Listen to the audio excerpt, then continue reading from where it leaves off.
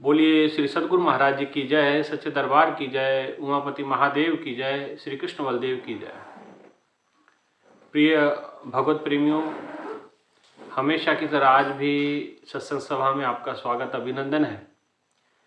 प्रभु की बड़ी विशेष कृपा अनुकंपा है कि आपको नियमित सत्संग विचारों की अद्भुत श्रृंखला, दिव्य श्रृंखला ये प्राप्त होती है।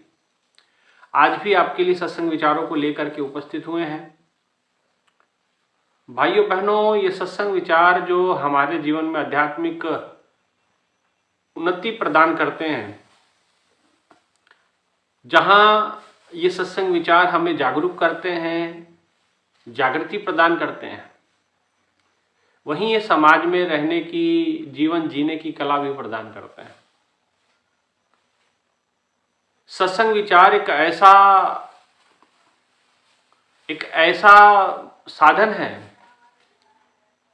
या यूं कहें कि एक ऐसा पुल है जो आपको सीधा परमात्मा के साथ जोड़ता है। सत्संग विचारों के अंदर स्वयं ईश्वर का वास होता है। सत्संग विचारों में स्वयं परमात्मा का वास होता है। और सत्संग करना का मतलब हम ईश्वर का संग करते हैं, ईश्वर के सानिध्य को प्राप्त करते हैं, ईश्वर के आशीर्वाद को प्राप्त करते हैं। और इसको प्राप्त करके हम अपने जीवन में जिस समय धारण करते हैं, तो आपका जीवन स्वर्ग तुल्य हो जाता है। आपका जीवन स्वर्ग से महान हो जाता है, स्वर्ग से सुंदर हो जाता है।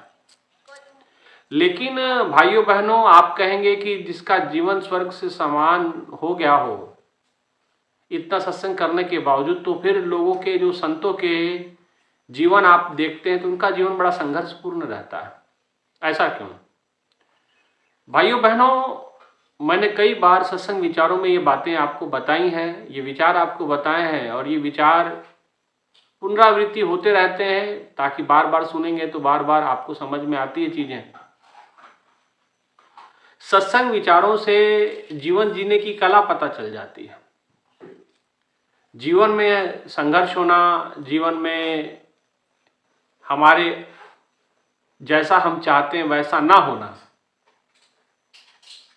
तो लोग सोचते हैं कि अब देखिए, ये तो बात तय है कि जो आप सोचेंगे वो तो होगा नहीं, क्योंकि आप अपने प्रारब्ध को नहीं जानते हैं, आप अपने कर्मों को नहीं जानते हैं। उद्धव कर्मन की गत न्यारी, मूर्ख राजा राज करत है, पंडित भयो भिखारी। उद्धव जी भगवान कृष्ण उद्धव को समझाते हैं कि उद्धव कर्मन की गति न्यारी, कर्मों की गति बड़ी न्यारी है। यहाँ मूर्ख राजा बन जाता है, और जो विद्वान पंडित है, पंडित बने भिखारी। और जो विद्वान है, जिसके पास अपार ज्ञान है, लेकिन वो उसको लोग भिखारी मानते हैं, है ना। यहाँ ये सारा कर्मों के हिसाब है ना। कहते कि बगुला को उज्जवल पंख दिए, बगुला को कोयल के विदकारी। अब बगुला जो है गंदा खाता है, और बोली भी ठीक नहीं है, उसकी भाषा भी अच्छी नहीं है। उज्जवल पंख दिए बगुला को, और उसको उज्जवल पंख दे दिए। और कोयल जो सबके मन को भाती है, सबको मीठा बोलती है, सबके साथ अच्छा बोलचाल है उसका, कोयल के विदकारी, और कोयल को काला बना दे। ये सब कर्मों का है ना। तो इसलिए आपके अनुसार आपका जीवन नहीं होगा। आप चाहते हैं कि आप तो सब कुछ प्राप्त कर लें, क्योंकि इच्छाओं का आवरण भी आपके ऊपर होता है। और गुरबानी बड़ा सुंदर कहा, सोचे सोचना होए जे सोचे लखवार। आप लाखों बार सोचें कि ये हो जाए, ऐसा हो जाए, तो वैसा नहीं होता। होता वही है, होई वही सो राम रच राखा, को कर तर्क बढ़ावे साका। होगा वही जो प्रभु ने चाहा, होगा वही जो ईश्वर ने चाहा है। और आपके प्रारब्ध में जो लिखा है, ये दोनों चीजें हैं, है ना। अब आप कहेंगे कि प्रारब्ध में अगर हमारे ऐसा ही लिखा है, तो हमें फिर कर्म करने की आवश्यकता क्यों है? क्योंकि वो प्रारब्ध आप भोग रहे हैं, लेकिन मुक्ति का यत्न तो आपको कर्मों के द्वारा करना पड़ेगा। बस इतनी सी समझ रखनी है आपको कि प्रयोग कर्मों का करना है ईश्वर जीवन से मुक्ति के लिए। अब जीवन से मुक्ति का मतलब, इस जीवन को जीने के बाद जो हमारा आवागमन 84 लाख योनियों में होता है, हम जो आवागमन में भटकेंगे, वो दुख बड़ा भयंकर है। उस दुख को काटने के लिए हमें निरंतर अपने कर्मों में सुधार की आवश्यकता होती है, और वो कर्मों से मेरा मतलब है भक्ति से है। अपने भक्ति में उच्च स्तर पे पहुंचना होता है। ये नहीं कि भाई एक हमने एक परंपरा को मान लिया, उस परंपरा को बोझ को ढोए जा रहे हैं पीढ़ी दर पीढ़ी, और जीवन में कोई तरक्की नहीं दिखती, जीवन में कोई आध्यात्मिक लाभ नहीं दिखता, जीवन में कोई उन्नति नहीं दिखती, जीवन में कोई सदगति प्राप्त नहीं हो रही है, और केवल आप सिर्फ अपने भौतिक सुखों के लिए कुछ मंत्र जाप किए जा रहे हैं, कुछ भक्ति किए जा रहे हैं, ईश्वर के नाम पे कुछ उपासनाएं करे जा रहे हैं, और आपको लगता है संतों की सेवा कर लेंगे और जीवन सफल हो जाएगा। ऐसा नहीं होगा। उसका प्रॉपर एक प्रोसेस है, उसका प्रॉपर एक तरीका है। जब तक एक कर्म भी आपका शेष है तब तक आपको वापस आना पड़ेगा उस कर्म को भोगने के लिए। तो कई लोग कहते हैं कि अच्छे कर्म कर लें, ठीक है, अच्छे कर्म बुरा बात नहीं है, अच्छा करना चाहिए, लेकिन कर्म क्या है? कर्म कर्म सब कोई कहे, भक्ति कर्म नहीं कर्म। भक्ति कोई कर्म नहीं होता। वो बंधनों मन के बंधन जो काटे सो कर्म कहावे सोए। कर्म कर्म सब कोई कहे, कर्म न चीने कोई, और मन के बंधन जो काटे जो कर्म कहावे सोए। तो कर्म वो कहलाता है जो आपके मन के बंधनों को काटता है, आपके मन के बंधनों को, भरम के पर्दों को खोलता है, तोड़ता है, फाड़ता है, आपके जीवन के अंदर की जो भ्रम से जनित अंधकार को चीर करके उसमें प्रकाश कर दे, ऐसा वो कर्म होना चाहिए। आपके जो यज्ञ की तरह आपके कर्म होने चाहिए, जिस यज्ञ के अंदर तमाम समिधा बीज, जिसके अंदर जौ और इत्यादि सबका समिधा बनता है, वो बीज सब स्वाहा हो जाए, और वो अग्नि भी जो बची हुई राख है उसको भी लोग माथे पे लगाएं। ऐसा हमारा जीवन होना चाहिए। इसलिए भाइयों बहनों, बहुत चीज़ सुधार की आवश्यकता है, और ये निरंतर सत्संग विचारों से होगा। कई लोग ये बातें कहते हैं कि भाई हम तो किसी का बुरा नहीं करते, फिर भी हमारे साथ बुरा हो जाता है। हम तो कि हमें किसी का बुरा नहीं किया, लेकिन हमारे साथ ऐसा क्यों हो गया? और ये प्रश्न मुझे कई बार कई लोगों ने पूछा है, तो मैंने सोचा कि आज आपको इस पर थोड़ा सा इस पर प्रकाश डाला जाए, इस पर कुछ विचार किया जाए। ठीक है, पहली बात, आप किसी के साथ अच्छा करते हैं या बुरा करते हैं, आपको सबसे खुशी की बात यह है कि आपने ये कहा कि मैं सबके साथ अच्छा करता हूँ या अच्छा करती हूँ। तो ये तो बिल्कुल ठीक आप करते हैं कि आप हमेशा अच्छा करो, लेकिन आपके साथ अच्छा नहीं होता, ये उसका उस बात का दूसरा पक्ष। आपको हमेशा दूसरों के लिए क्या अच्छा करना है? अच्छा सोचना है, अच्छे विचार रखने हैं, अच्छे आचरण से आपको अपने जीवन को चलाना है ना। पहला पक्ष बिल्कुल सही है कि आप दूसरे के लिए अच्छा करें। हम करो भला, हमने भला करना है, हमने उसका कल्याण करना है, हमने उसके कल्याणार्थ कार्य करना है, लोगों की भलाई के लिए कार्य करना, लोकहित के लिए, मानव समाज के लिए, नर नारायण सेवा के लिए हमने कार्य करना है, और ये अच्छा कार्य है। इस कर्म से आपको क्या होगा कि आपके पुण्य में वृद्धि होती है। और दूसरा पक्ष है कि आपके साथ अच्छा नहीं होता, तो क्या आप कर्म इसलिए करते हैं कि आपके साथ अच्छा हो?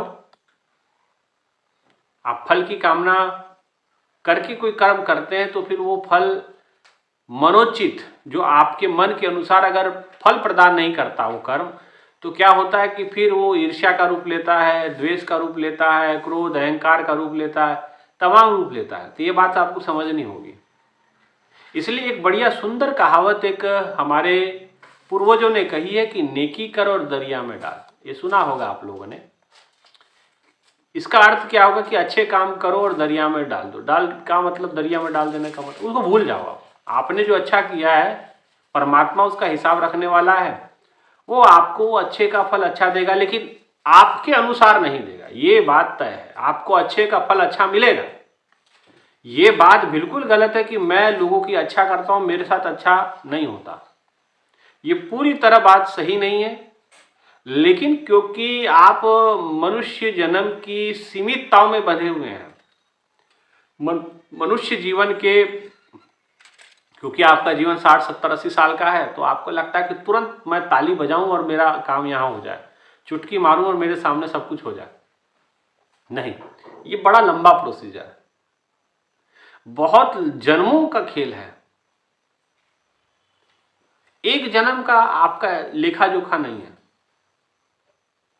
क्योंकि भगवान श्री राम जिस समय वन को गए और वन को जाने के बाद भगवान श्री राम, माता सीता, लक्ष्मण जी जिस समय वन में गमन करते हैं, और वन गमन करने के बाद आपने देखा होगा कि एक बार राम जी, सीता जी एक जगह पे बैठे हैं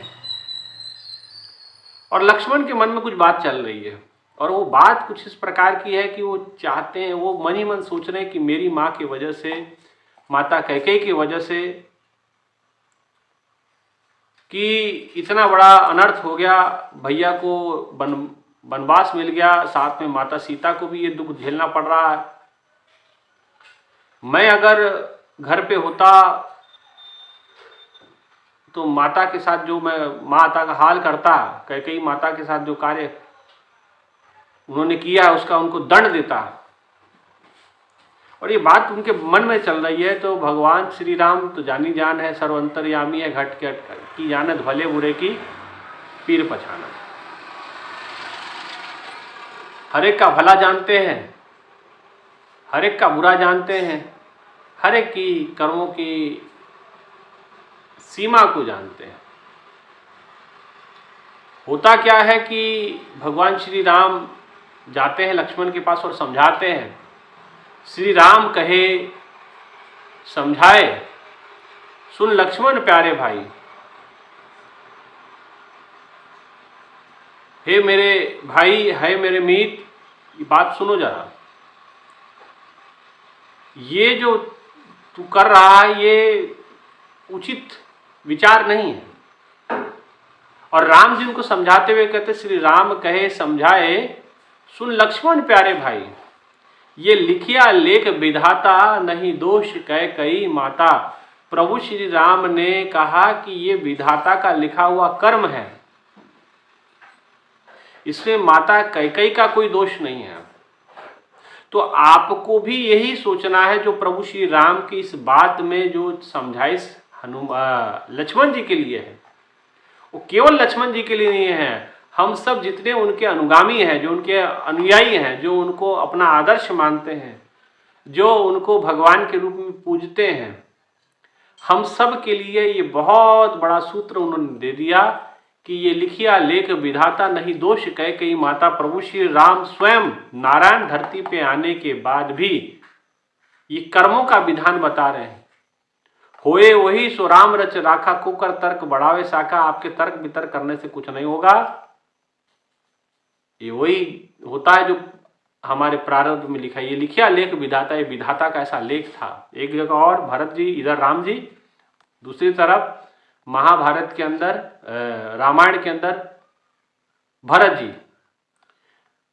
जी जिस समय राम जी को वनवास हुआ, भरत जी शत्रुघ्न जी थे नहीं, वो अपने नैनीहाल गए थे, और नैनीहाल से लौटते हैं, परिदृश्य उनके सामने होता है, पिता का मृत्यु हो गई, माताओं को विधवा के रूप में देखना पड़ा, और सबसे बड़ी बात उनको झटका तब लगा जब भगवान श्री राम को उन्होंने महलों में न पाया। बात पता चली कि भाई वो तो वन को चले गए 14 साल के लिए, माता सीता भी चले गई, लक्ष्मण भी चले गई, और भरत राम के बिना तो जीवन की कोई कल्पना नहीं कर सकते हैं, है ना। अब जब ऐसा, और पूरी बातों को जिस समय उन्हें पता चला है, तो पता चला कि माता कैकेयी ने ऐसा ऐसा किया है। तो कहते कि जैसे लक्ष्मण के मन में बातें चली, तो मन भरत का भी है। तो भरत जी के मन में क्या हो रहा है कि भरत जी कहीं नहीं, वो अब राम जी तो थे नहीं, तो तुरंत अपने गुरु वशिष्ठ जी के पास जाते हैं, और वशिष्ठ जी के पास जाते हैं कि कहते हैं कि भाई प्रभु, आपके रहते हुए, गुरुदेव के रहते हुए इतनी बड़ी घटना घट गई, आपने तो मुहूर्त निकाला था राज्याभिषेक का, और ये राज्याभिषेक के मुहूर्त के बीच में ये कैसा अनर्थकारी कार्य होगा, और आपके होते हुए कैसे हो गया ये। आपने जो मुहूर्त बताया था वो शुभ था, और ये अनर्थ वाला मुहूर्त कैसे आ गया उस बीच में, ये अनर्थ कैसे कार्य हो गया। तो वशिष्ठ मुनि जी ने कहा, सुनो भरत भावी प्रबल बिलख कही मुनिनाथ। आंखों में और मन में बड़ा भारीपन लेकर के मुनिनाथ ने, गुरु वशिष्ठ ने कहा, सुनो भरत भावी प्रबल बिलख कही मुनिनाथ। बिलखते हुए कहा उन्होंने, लाभ हानि यश अपयश सुख दुख सब कुछ विधि हाथ। फिर से सुनिए, सुनो भरत भावी प्रबल बिलख कही मुनिनाथ, लाभ हानि यश अपयश सुख दुख सब कुछ विधि हाथ। ये सब कुछ विधि के हाथ में था, हमारे हाथ में नहीं होता। हम तो कठपुतली है परमात्मा के हाथों की, हमको वो नाच नचा रहा है। हमें कर्म करने की स्वतंत्रता दी रखी है कि हम कर्म कर सकते हैं, लेकिन उस कर्मों का फल कब मिलेगा ये ईश्वर के हाथों में निर्भर करता है। इसलिए जो लोग ये कहते हैं कि हम सबके लिए अच्छा करते हैं लेकिन हमारे साथ अच्छा नहीं होता या हमारे साथ शुभ नहीं हो रहा, तो हम क्या करें। तो इस चौपाई को हमेशा याद रखना, प्रभु श्री राम ने कभी किसी का स्वप्न में भी अहित नहीं किया था, हमेशा सबके लिए अच्छा सोचा था। लेकिन फिर भी 14 साल वनवास काटा ना उन्होंने, अपने कर्म से उन्होंने उसको बताया, उनको बताया कि ठीक है हम स्वीकार करते हैं ये परमात्मा का देन है, इसको हम, इस कर्म को हम स्वीकार करते हैं। और उन्होंने हंस के लोगों को दुखवा, लेकिन राम जी ने हंस के वन गमन स्वीकार किया। माता को जाकर के उन्होंने प्रेजेंटेशन कैसा दिया, आपको पता चले कि आपको आपके पिता ने घर से निकाल दिया है तो क्या करोगे आप। माँ से जाके बताओगे कि बाप ने हमें ऐसा कर दिया वैसा कर दिया, तुरंत तलवारें खींच जाएंगी, लाठियां निकल जाएंगी, सर फोड़ फुड़ोवल कर देंगे आप। लेकिन राम जी को पता चला कि पिता ने वनवास दे दिया है, तो वो अपनी माता के पास जाते हैं, माँ कौशल्या के पास। कौशल्या जी ने कहा कि मैंने सुना है रामपुत्र कि आप राजा बनने वाले हैं।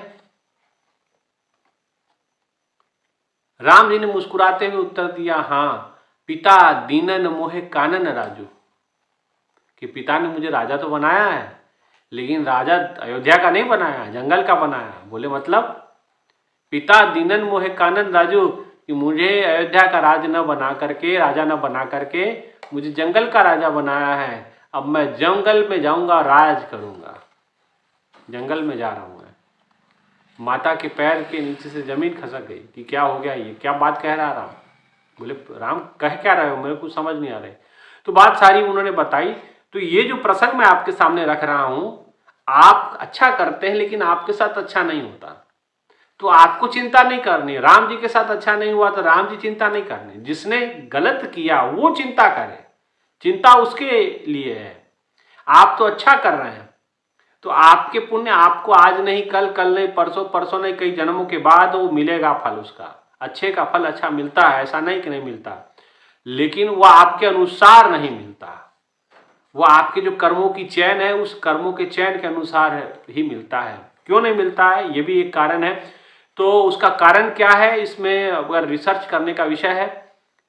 जहां तक मैंने ग्रंथों को पढ़ा है, संतों को पढ़ा है, तो संतों ने एक बात बड़ी सुंदर कही है। कबीरदास जी की एक सुंदर पंक्ति आती है, वो कहते हैं कि कबीरा जब तक तेरे पुण्यों का है भंडार, तब तक सब कुछ माफ है, किए जा गुनाह हजार। अब इस श्लोक को अगर समझ लें, इस सिद्धांत को अगर समझ लें, तो इसके अनुसार वो कहते हैं कि आपके जब तक पुण्यों का भंडार है, आप अक्सर एक बात और इसके साथ में जोड़ता हूं, लोग ये भी कहते हैं कि कोई व्यक्ति बहुत गलत पे गलत करे जा रहा है लेकिन उसको सजा क्यों नहीं मिलती। उसके लिए क्या भगवान सो गया क्या, उसके लिए कोई कर्मों का विधान नहीं है क्या, है ना उसके लिए भी, लेकिन उसके पुण्य कर्म अच्छे हैं। और कबीरदास जी कहते जब तक तेरे पुण्यों का है भंडार तब तक सब कुछ माफ है, किए जा गुनाह हजार। वो हजारों ऐसे पाप और घृणित कार्य कर ले, उसको सजा नहीं मिलती। लगेगा सजा इसलिए नहीं मिलती क्योंकि उसके पुण्य अभी हावी हैं और पुण्य का फल वो भोग रहा है। जिस दिन पुण्य संचित खत्म हो गया उस दिन उसको सजा मिल जाएगी। तो जब वो आज पाप कर रहा, पाप पे पाप कर रहा है, तो लेकिन पाप का घड़ा एक दिन भरेगा, माने पुण्य खत्म होगा, पाप हावी हो जाएगा, तो उसके सजा मिलना शुरू होगा। ऐसे ही आपका, आप ये मान के चलिए कि आपके अभी जो ऐसे कर्म हैं जो खराब हैं, या यूं कहें कि जिस कर्मों से आपको दुख भोगना है, तो भगवान आपको अभी आपका वो खाता चालू है, आपके वो बुरे कर्म अभी हावी हैं। अभी जिस समय वो जैसे पुण्य खत्म होने के बाद पाप का फल मिलना शुरू हो जाता है, ऐसे ही पाप कर्म खत्म होने के बाद पुण्य कर्मों का फल भी मिलना, अच्छा कर्म का अच्छा फल भी मिलना शुरू हो जाता है। इतना ही समझना है ना। इसमें परेशान होने की, अब इसमें मानसिक संतुलन की भी परीक्षा हो जाती है। आप किस स्थिति में हैं। राम जी ने वन को स्वीकार किया पॉजिटिव माइंडसेट से, और आप इन चीजों को लेते हैं नेगेटिव माइंडसेट से। फर्क है। एक परिस्थिति को पॉजिटिविटी के तरीके से लिया गया और एक परिस्थिति को आप नेगेटिव तरीके से अपने लिए धारण करते हैं। फर्क क्या है? इसका परिणाम कुछ अलग मिलेगा। देखिएगा, अगर पॉजिटिव माइंडसेट से लेते हैं, राम जी का पॉजिटिव माइंडसेट था, उन्होंने वन को भी राजा की तरह, उन्होंने ये कहा कि पिता दीनन मोहे कानन राजू, मुझे राजा बनाया, लेकिन जंगल का। ये पॉजिटिविटी उनकी बातों से झलकती है, खनकती है उनकी बातों में। अरे मैं तो राजा बन गया लेकिन जंगल का बन गया भाई, राजा तो बना ना, राजा बनाना तो शर्त उन्होंने पूरी कर दी, मुझे जंगल का राजा बना दिया, पॉजिटिव माइंडसेट के साथ। और नेगेटिव माइंडसेट क्या है मैं बताता हूँ। नेगेटिव माइंडसेट है पिताजी ने मुझे दे दिया, ये कर दिया, मैंने उनके साथ क्या बिगाड़ा था, मेरे साथ अन्याय हो गया, ये नेगेटिव माइंडसेट है। मैं ये कर दूंगा, मैं वो कर दूंगा, ये नेगेटिव माइंडसेट का प्रभाव है ना। लेकिन पॉजिटिव माइंडसेट क्या कहता है, ठीक है जीवन है मेरे पास, प्रभु ने जीवन दिया है, जीवन से बढ़कर क्या है, नहीं कुछ प्राप्त हुआ तो कोई बात नहीं, जो प्राप्त हुआ वो तो बहुत अच्छा है ना, उसमें हम खुश रह सकते हैं, ये पॉजिटिव माइंडसेट है। तो इसलिए आपको, आप अच्छा करते हैं, आपके साथ अच्छा नहीं होता तो भी आप पॉजिटिविटी धारण करके रखिए। उससे क्या होगा, आपके जीवन में जो आप कहते हैं ना कि मेरे साथ अच्छा नहीं होता, अच्छा भले ना हो, लेकिन अच्छा ना होने के बाद भी उस बुरे का प्रभाव आप पे नहीं पड़ेगा। पॉजिटिव माइंडसेट का ये प्रभाव होता है, ये बात हमेशा ध्यान रखना। सकारात्मक सोच का ये प्रभाव होता है, कोई बात नहीं, मैं अच्छा कर रहा हूं ना, लोग अच्छा नहीं कर रहे या मेरे साथ अच्छा नहीं हो रहा तो क्या फर्क पड़ता है, मैं तो अच्छा करूंगा, मेरी आत्मा की संतुष्टि है ना, मैं तो खुश हूं ना इस कर्म से, मैं तो प्रसन्न हूं ना, मेरे पे तो प्रभु की कृपा है, मेरे पे तो प्रभु की दया है, और इस कृपा का लाभ आप लेना है, आपको पॉजिटिव रहना है। संतों ने जैसे कहा, कबीर दास जी के जीवन में किसका बुरा कर रहे थे वो, बताइए ना मुझे, लेकिन लोगों ने जंजीर बांध करके गंगा की नदी में फेंक दिया उनको। राजा ने कहा कि मुझे सलाम कर, बोले नहीं करेंगे हम, तो बांध करके जंजीरों को के अंदर और गंगा जी में डुबो दिया गया, कहा कि ये गंगा जी में डाल दो, मर जाएंगे पता चल जाएगा सब। लेकिन क्या हुआ, गंगा की लहर मेरी टूटी जंजीर, मृगछाला पर बैठे कबीर, मृगछाला के ऊपर बैठ के कबीर बाहर निकल रहे हैं। ये गंगा जी जिसका कार्य पानी का काम डुबो देना है, लेकिन बाहर निकाले पॉजिटिव माइंडसेट कबीर दास जी का, उन्होंने परमात्मा की कुदरत को भी बदल दिया। ये आपकी पॉजिटिविटी इस चीज को कर सकती है। इसलिए पॉजिटिव थिंकिंग रखें, और ये नहीं कि आपके साथ अच्छा नहीं हो रहा है तो कभी अच्छा होगा ही नहीं। अरे आपको सत्संग मिल रहा है, ये इससे अच्छा क्या होगा बताओ, इससे बड़ी कृपा भगवान की क्या है। आपको सतगुरु मिल गए, इससे बड़ी पॉजिटिविटी क्या है भाई। मैं तो ये समझता हूं हमारे जीवन में जितना कला कलेश हुआ,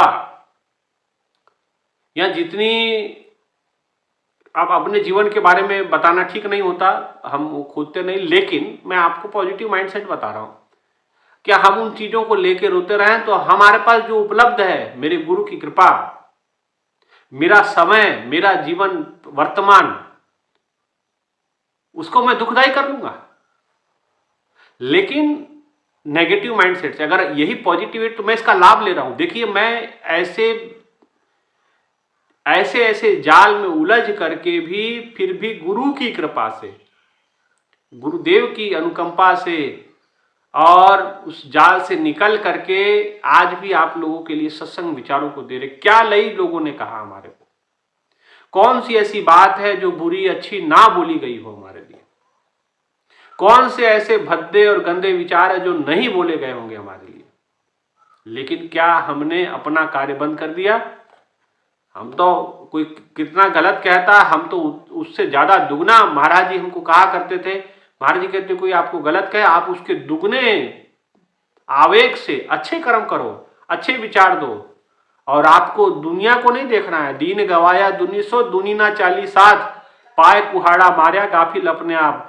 दुनिया की बातों में लग करके लोगों ने अपने पांव पे कुल्हाड़ी खुद मारी है। हमारा क्या, जिसका रखवाला है राम उसका कौन बिगाड़े काम, कौन बिगाड़े काम जिसका रखवाला है राम। जिसका रखवाला राम है, जिसका रक्षक प्रभु है, उसका कौन क्या बिगाड़ सकता है। इसलिए कोई कुछ आपका नहीं बिगाड़ पाएगा। आपका बिगाड़ेगा आपका नेगेटिव माइंडसेट। इसलिए नेगेटिव माइंडसेट में ना रहें, पॉजिटिव माइंडसेट रखें। पॉजिटिव माइंडसेट से क्या होगा, आपके किए हुए कर्म, अगर आपको अच्छा फल नहीं भी मिल रहा है तो पॉजिटिव माइंडसेट उसको सुखी रूप से भोगने की कला तो सिखाई देंगे। उस स्थिति को भी, परिस्थिति को भी आप अपने अनुकूल बना लेंगे। ये पॉजिटिव माइंडसेट होता है ना। इसलिए आप अच्छा करते जाएं, और अच्छा करना है इसमें नहीं कोई कहे कि भाई लोगों के साथ हम अच्छा करते हैं, हमारे साथ अच्छा नहीं होता, वो इसलिए आपको अच्छा इसलिए नहीं लगता क्योंकि आपकी माइंडसेट नेगेटिव है। तो पॉजिटिव माइंडसेट रहिए, वो नेगेटिव में भी आपको पॉजिटिविटी दिखेगी। देख लेना, ये माइंडसेट होती है। गुरु जी कहा करते थे हमको, है ना, संतों के साथ कितना नेगेटिव हुआ, कितना गलत लोगों ने किया। लोगों ने पत्थर मारे, किसी ने कुराइया कहा, किसी ने मूर्ख कहा, किसी ने पागल कहा, किसी ने कहा कि ये तो मीराबाई को किसी ने, लोग कहे मीरा भाई बावरी, सास कहे कुलनासी रहे, कुलनासी नहीं कहा। लेकिन क्या हुआ, आज उनके कुल को कोई जानता है तो मीराबाई के कुल के नाम से जानता है ना। तो इसलिए किसी के कहने से थोड़ी कोई आप हो जाएंगे गलत। आपको गलत और सही का फैसला करने वाला तो कोई है नहीं।